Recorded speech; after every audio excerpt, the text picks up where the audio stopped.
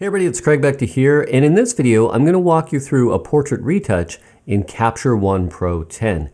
And make sure you stick around because I also have a 10% off discount coupon code that you can use to save 10%. Anyway, let's get started. So if you've never used Capture One Pro 10, I'm going to walk you through the interface. And if you've used it before, maybe this will be a good reminder for you, hopefully. All right, so if we look at the upper left, you can see here, this is where we can find our images that we import. Now, if we go to the next tab, it's a little camera. This is for tethered capture. So if you're shooting live and you want your images to show up on your computer, this is the tab that you can set up. You can also use something called Capture Pilot if you're an iPhone or iPad user, and other people can have the images pop up on their iPads or their iPhones so they don't have to huddle around your computer. I'm going to do another video about how to set that up and how that all works. So keep an eye on my channel for that. Now here's a tab here where they've added a new feature called Diffraction Correction. You can see here. Now this can analyze your image, and for certain lenses you may want to use this or not. I often don't bother. I like to just leave it, but there are images that it could really help. Some of them may have purple fringing you'll find on certain lenses, so this is helpful for that. Also, you can do your cropping. So if you wanted to crop for, say, a 5:7, for example, you could see here we have different ratios. So I could say, well, I know I want to print a 5:7, so let's do a 5:7 crop. Click on the crop tool, and that will keep the right image dimension for that. So I could just say, yeah, I want a 5:7, so I'm going to do it for that. And then you could just do it like that. You export your image, it'll be 5:7. That's a helpful feature. All right, so let's go over here. Now here is where you can do your white balance adjustments. So if, say, you shot with a color checker, you know what your white balance is. If you're not sure what your white balance is, you can come here. I've got it set as shot right now, but you can go to auto, see what that says. You could try daylight. That could give you a quick idea if you want to cool down your image or warm it up. I like a slightly cooler image. I think I'm going to go with about, let's say, let's go with 5,000 on this. It's close to what I shot. Let's see how that looks. And then our tint adjustment, either of these, you can slide left or right. And you can see here if we go to the left, it tends to get a little more green. If we go to the right, it tends to bring in a little more magenta. I think I'm going to go with just a 0 to start with. Let's see how that looks. You know, that's not too bad, really. And then here you can see we have our color balance tool. We have our shadows, our midtones, and our highlights. So let's say we wanted to just bring a little blue tones into our shadows. What we could do is we could drag this down. Now I can go like this around the circle until I find the tone that I want in my shadows. So let's say we're happy with that, kind of a cyany blue. And then what I could do is just bring that back. So it just backs it off a little bit, and we're just adding a subtle bit to the shadows. Now, if I wanted to see how that looks, I could hold down the Option key on the Mac. You can see this backwards arrow. I could click that, and then I could say, well, that's what it looked like before. That's what it looks like now. Before and now. And if I'm happy with it, then great. If not, I could make an adjustment. Or we could just hit that, and we're going back to 0. Now I'm going to get into adjustment layers in a second here, and we'll get into doing some skin toning and things like that. So here's our adjustment tab. So if you look at the top, this is our histogram, and on the left is the shadows, on the right is the highlights. Now if I zoom in on my keyboard, I'm on a Mac, Command plus, you can see here we have an exposure warning. Now if this isn't on for you, if you look at the upper right, you can see here, that's the icon right there, hide exposure warnings. When it's highlighted in orange, it's on, so you can see them. Also, if you go up to here, View, you could find it here as well. There's a whole menu of different things that you can toggle on or off. So if something isn't appearing and you think it should be appearing, you're getting frustrated, look here. You can see here, Hide Exposure Warnings, or Command E, that would turn that off. So play with your images, see if it's on. It might be off by default. And to really see it, I know it's on because I go right and I've got that red mask. And then if I go back, the blue, that's underexposed areas. So that'll help you making some exposure adjustments, making some decisions about that. I'm going to bring it down to about minus 0.16.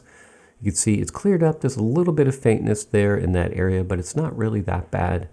I think what I'll do is maybe bring up the contrast a little bit.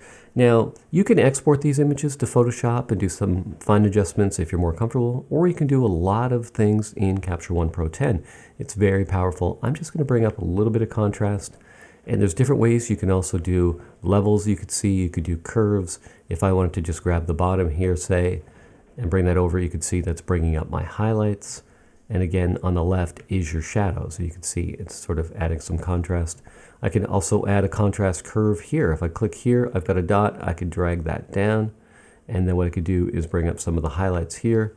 And then we can create somewhat of an S-curve. We can do that there. So I'm just going to hit that. I don't want that there. Also, we have clarity, which can give you sort of it's sort of an illusion of enhanced sharpness. So we've got it set for natural. If I take it to the left, it's going to soften skin tones. If I take it to the right, it's going to sharpen. So we'll do that a little bit in adjustment layers. And then if we look here, we have a whole assortment of sharpening tools here. And they've added a new feature called halo suppression.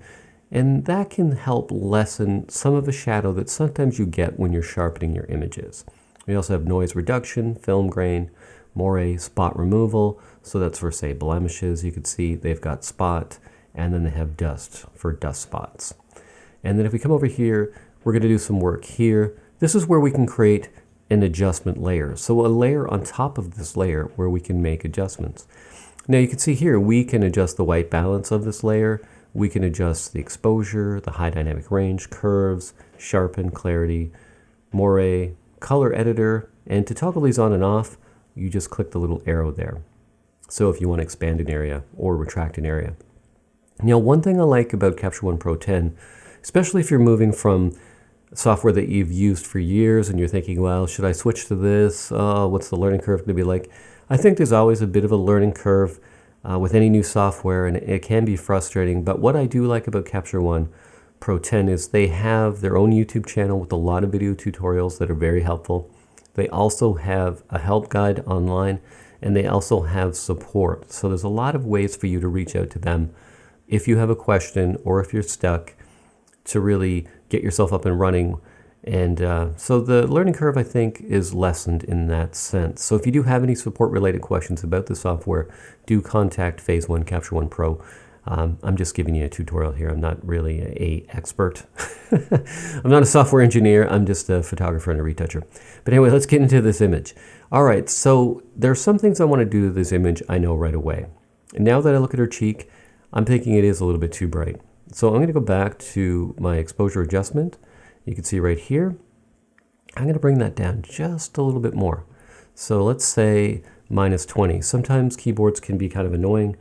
You could type it in right there. I'll go minus 0.19. I'm going to go with the highlight tab. I'm going to bring that up to about 15.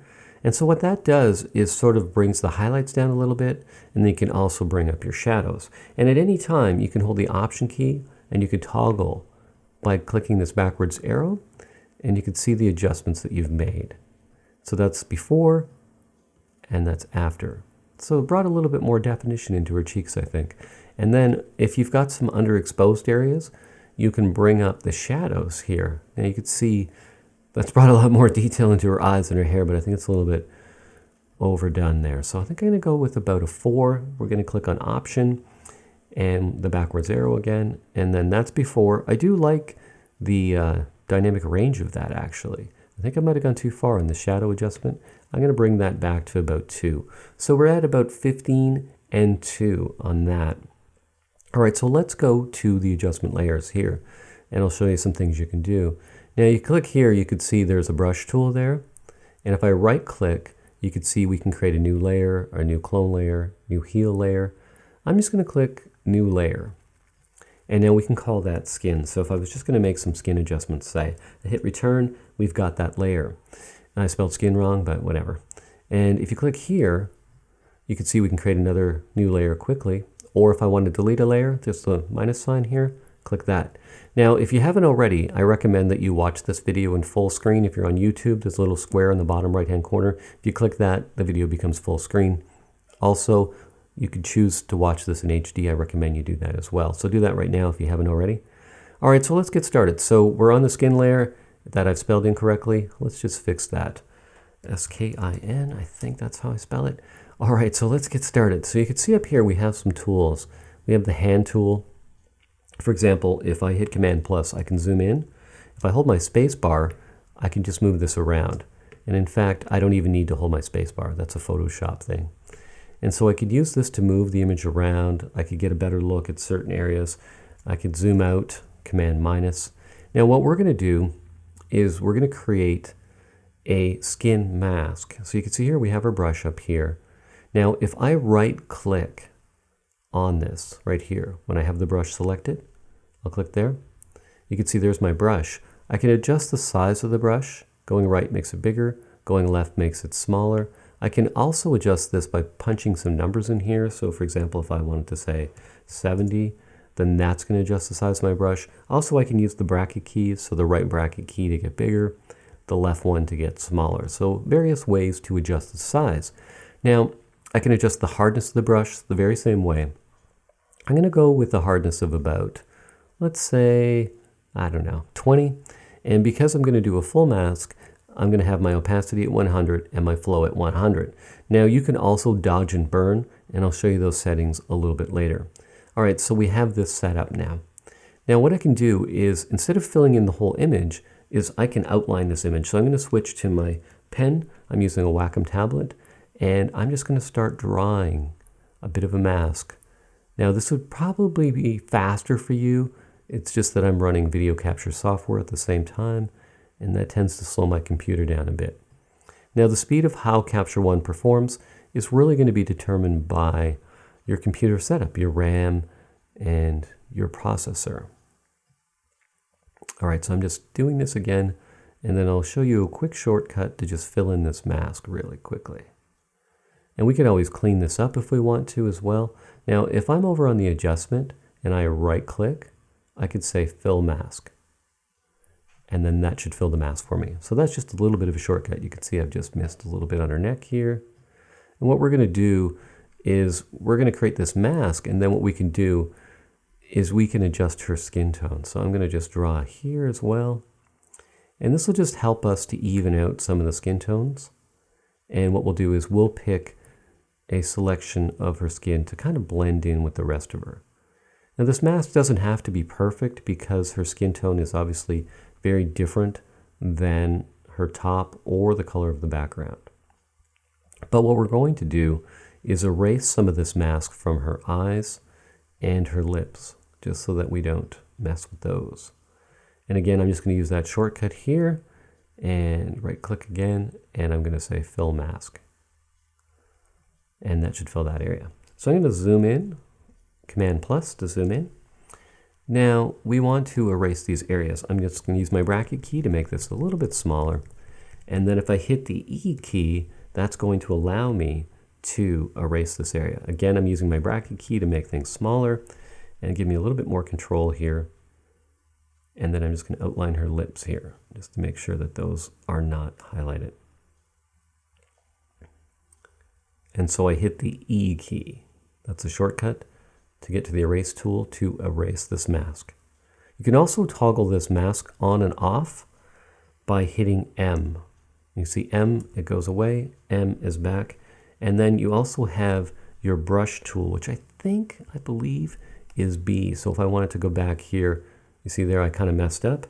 I'm going to use the bracket key again to make my brush smaller. I'm going to hit the E key again, and then I'm just going to clear that up. Try to get a little bit more definition on that lip. I went a little too broad the first time there. So again, that's the E key and the B key. Those are shortcuts there. So I'm erasing, I'm on the E key right now. I'm just going to clear up this eye area here.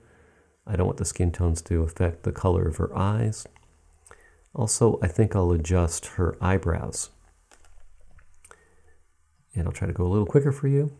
So I also have a 10% off coupon code for Capture One Pro 10.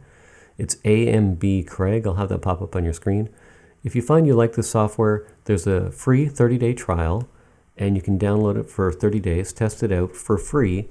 If you do like it, you can use the coupon code AMB Craig to save 10% off. And that's the current lowest amount you could save right now. They did have a promo at the week of Photokina, and it was 25% off for a couple of days, but the regular discount is 10%. That's the lowest you're going to find. It's Anne B. Craig. All right, so I like that. That looks pretty good. That's a pretty good mask. She looks a bit like a devil there, but you can see we have the mask there. Now, again, if you look at the shoulder, it shouldn't be an issue because the background's a different color than her skin, but what I can do is I can just erase that too. Because I do have it on erase, I can just erase that quickly and easily. I can just make sure that that doesn't affect the background. So again, that's E, that's the shortcut for the erase. B is the shortcut for the brush. M toggles on or off the mask. So the visual of the mask. All right, so that looks pretty good. Now what I could do is I could just toggle that off with M. If I hit the M key, that should toggle off. Now what I want to do now is I'm going to adjust her skin tone. So you can see we could make these bigger or smaller, these little boxes here, by clicking the arrow there. So what I could do is go down to Color Editor, and I could choose Skin Tone. Now this will allow me to choose just a part of her skin tone. So if I click here, you can see this little tool there. I'm going to zoom in. I'm going to pick a part of her skin that I want to blend. Now you can see here we have some makeup, some blush on the side here. We have a lighter skin tone here. We have some darker skin tones. So it's really a matter of just finding something that you think represents the person's skin tone and something that you would like to use to blend. So we're going to try that. You can see it's down here. Now what I could do is I can widen this area a little bit. I can extend that. You can see if I go over it, I have a tiny arrow, and the same on the sides as well. And then I can make that a little wider and that a little wider. So just widen the area that's affected. Now we already have a mask on this area. So what I can do now is I can adjust the hue, the saturation, and the lightness, and the uniformity. So you can see down here we have two sections. So I'm going to use the uniformity. I'm going to switch the hue all the way to the right. Now, I think that's not good. Now, if I click on Option, you could see if I clicked up here, we could look at what it looked like before and after. So if I click that backwards arrow, we click there.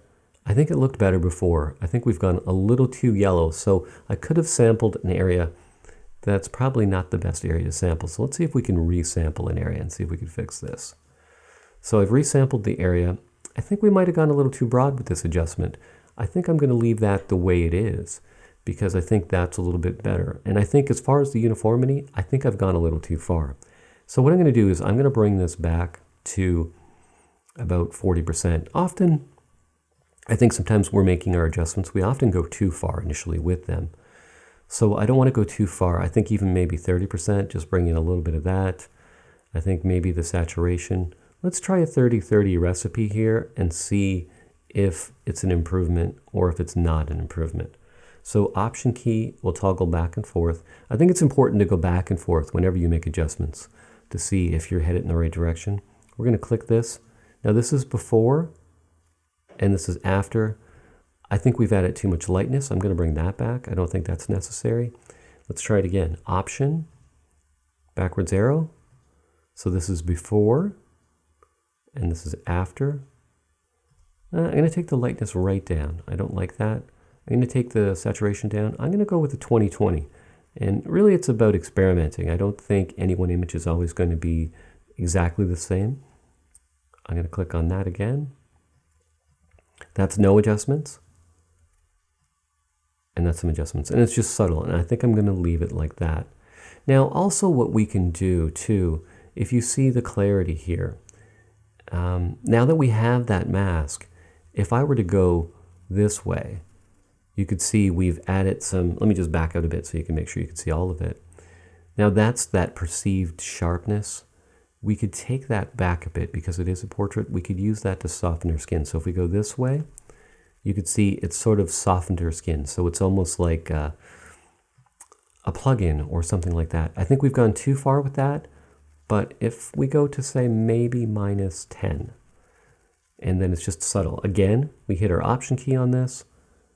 We go back we look at the original image, we go back, and we can compare. So again, I'm going to zoom in so you can see a little bit better. Now, we've taken the mask off the eyes, which is good because I'm going to sharpen the eyes with another layer. But again, Option key, arrow, that's what it looks like without any clarity adjustment. And then -13. So again, that's without any clarity adjustment. And then that's with it. So very subtle. I think I could even go maybe -20 and we're not really going to be too bad there. So a little bit of skin softening. Now you can also do spot removal as well for blemishes. And like I said, we can sharpen our eyes. So I'm going to create another layer. And I'm going to say new layer. We'll call this one eyes. And then again, what I'm going to do is I'm going to create a mask. So I'm going to hit the B key for brush. And then I'm going to just make this a little smaller, her eyes bigger, just so that it makes it easier. So that's Command+. And here's my brush. I'm just going to make this mask. Now, if we don't see this, you can see here I'm not seeing it. I hit the M key. Okay, now I can see it. So what I can do is just sharpen her eye area. Now I could just sharpen that area, or I can sharpen the entire area. It's really up to me as far as what I want to do to it. Now there's sharpening tools that we have. We also have, like I said, the clarity adjustment that you can use for sharpening. But I think I'll use the sharpening tool, and I'll just do that. And I think I might just add a little bit of sharpness to her eyebrows, just to sort of bring out some definition in those, just a little bit. And you know what, while I'm at it, I think I might just bring out a little sharpness on her lip area here too, just to sort of have those areas pop a little bit more. I'm just going to add a subtle bit of sharpness though. And then at the end, we're going to get into some overall color toning adjustments and some dodging and burning. So stick with me. I know it's a long video, but it'll save you time checking out other videos. It's an all-in-one video. All right, so you can see here we have some sharpening here. And I think what I'll do is I'll disable this mask so that you can see what's happening. Once again, it's the M key to do that. And I'm going to zoom in. Now remember, we've put a mask on the eyes, the eyebrows, and the lips. So now we are just adjusting that.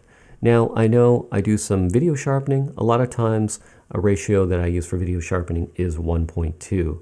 So I think I'm going to do that. Now you can change your radius here. I'm changing my radius to 1.2. Now this is the amount of sharpening. So you can see here we're bringing in a ton of sharpening on her eyes right there. So I would say that's a little too much. I'm going to start off with maybe, let's try something like 18%. And let's toggle that on. Okay, so Option key, backwards arrow, no sharpening. We're looking at her eyes. Sharpening a little bit. So let's zoom in so we could really look at those eyes. So maybe I missed her eye a bit there when I shot this initially, but Option key, we're going to hit that. We're going to go back. No sharpening on the eye. Sharpening on the eye. Very subtle. I think we can go a little higher. Let's go with 40. Let's see what happens to that. And then what we'll do is we'll bring our halo suppression up a bit. We're going to bring that up to about 20. So Option key again on the sharpening. We'll bring it back. That's no sharpening. That's sharpening. I think we can go a little higher. Let's go with 60. And again, Option key. We go back. Back again. It's a little bit. It's making a bit of a difference. I don't want to go too far with that because I don't want to have it that fake eye look that sometimes you see where you're like, whoa, what happened to their eyes? So I think that's pretty good right there. Now let's do a little bit of dodging. I'll show you how you can do that. Now if we click here again, create a new layer, we can call that dodge. Now we're going to want to do something different with our brush in this case. Now if I right click, you could see we've got the size of our brush again. We've got the hardness. I'm going to bring the hardness way down. I'm going to bring the flow down because I want to bring in a little bit. I don't want to bring in a ton. So let's go to say, let's go with 3. So with the flow, it's going to add it subtly, right? We don't want to bring in a lot of dodging. We just want to bring in a little bit. Now dodging is brightening and burning is darkening. So we're going to look at some areas of this where we think that maybe we can enhance something with a little bit of dodging. So for example, maybe the eyes, maybe we could bring out a little bit more brightness in the eyes. Now, again, we've got our bracket keys. I'm going to make this a bit smaller And you can see I'm going to brighten the catch light at the top of her eye here. Now we're not going to see these adjustments. I'm going to hit the M key just so we can see what we're doing. We're not going to see these adjustments until I adjust the exposure. And you can see I'm just bringing in the mask a little bit. So it's not a full-on mask at this point. It's just sort of a light bit. Now we had a clamshell lighting setup for this. I have a full-on training course. I think it's 11 videos from this shoot. Actually, if you go to shutterslam.com/courses, it's called Fashion Lighting Secrets. And I take you through the whole lighting of this whole series of images if you're interested in that side of things. So it's called Fashion Lighting Secrets is the training course. And you can see we had a 2-light setup. We had a Photech 60-inch soft lighter above, and we had a Joel Grimes beauty dish below, and that's that lower catch light there. All right, so I'm just going to put a little bit on the bottom of her eyes, and I'm just going to try to get that catch light a little bit brighter at the top there. And we're just going to bring up the brightness of her eyes now. So M to get rid of that mask, and then if we use our exposure control, you're going to see her eyes get brighter. So I'll go all the way so you can see that. That's probably a little bit too much. I'm going to bring that probably to about maybe say 1 stop brighter. And then we're going to just zoom out a little bit. Again, the Option key, and then we'll click here. And what that'll do is show us what it looked like before and after. So a little added brightness. Because you can see right here, if you look at the right eye, this catch light here, you can see there's an underexposure warning on the outer part of that. So I'm going to just zoom in a little bit more, and then what I'm going to do is I'm going to bring that up a little bit more. I'm just going to draw on that, M again to see your mask. I'm going to draw on that a little bit more. I want to make sure that I bring that catch light up a little more. Same with this one. It looks like I just moved that one. But anyway, that's how you would do some spot dodging and burning. M to get rid of that mask again. And then what we can do too, if you look at your image, you know, it looks pretty good as far as dodging. I shot this rather bright. Let me just show you what I can do. Actually, let's create another layer, and we'll do a little bit of the hair. So we got a new layer. We're going to create a new mask. I'm going to zoom out just a touch, and we'll do a little bit of spot dodging on the hair. Now the same thing too, M, so we see our mask, and then our brush size is adjusted by our bracket key, or we could right click and adjust the size of our brush. So I'm going to look at where there's already highlights, and I'm just going to highlight that area there. And if we're not seeing that, we hit the M key, and there we can see it. So I'm just going to pick a few spots here where I can just add some subtle highlights where there's already highlights. So I'm not going to necessarily try to create highlights where they don't exist. I'm just going to emphasize them a little bit. And then again, what we do is we bring our exposure control up. And again, I'll hit the M key so that we can get rid of that mask. And then you can see here that we're just bringing up highlights. And I'm just going to bring it up a little bit too, just a tiny bit. Now we can also add warmth to this area if we use our Kelvin slider. So we can add a little warmth. So we know that going left is going to cool down an image. See how it goes blue? We know if we go right, it can warm up the tones of the image too. So you can also use all of these adjustments on whatever mask that you create. So if you want to sharpen an area, you want to just adjust the highlights, you want to adjust the color, and you can see here it's really brought some tones because it almost made her hair seem gray in some areas. So we are able to warm that up. And not only can we do that, but we can adjust the tint as well. So you can see we've got almost a red tone there. So I'd say something like probably around maybe 5, and then maybe something like, I don't know, 8009, something like that. A little more subtle. Now, one thing I like to do with portraits too, is you can see here how you can really see the focus on her part here. I don't really like that. I'm going to create a burn layer. And I'm going to say new layer, and I'm going to say burn. And then again, M key so I can see what I'm doing. And I'm going to just draw a little bit of a mask right here on this area. Right there. And I'm going to darken the part. I'm also going to make this brush a little bit smaller.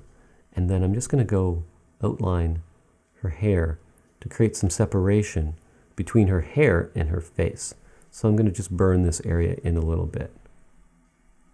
So here we go. And Just going to be subtle with that adjustment there. Now, also too, what I like to do often is darken the eyebrows a little bit. If this video is getting too long for you, I recommend that you bookmark this video and that you come back and watch it again if you feel like it's taking too long. If I'm going too fast for you, also you can rewind this video and watch those parts again.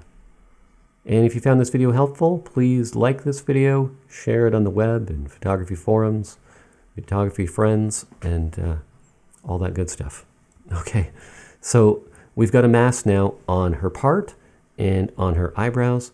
And again, I can add contrast to these areas. I can sharpen them. I can affect anything, brightness, saturation. What I'm going to do is I'm going to bring the exposure down, and you can see how that's affecting that area there. So again, Option key, and I'll take that mask off so you can see it better. So M to remove the mask, Option key, and this is before. So see how bright her part is? Now I take that off. I've gone a little too far with that, but I just want to demonstrate that. So I could go back, say, one stop. So it's allowing me to sort of control the light. You know, some areas that maybe didn't come out as good as I thought initially, I can do that.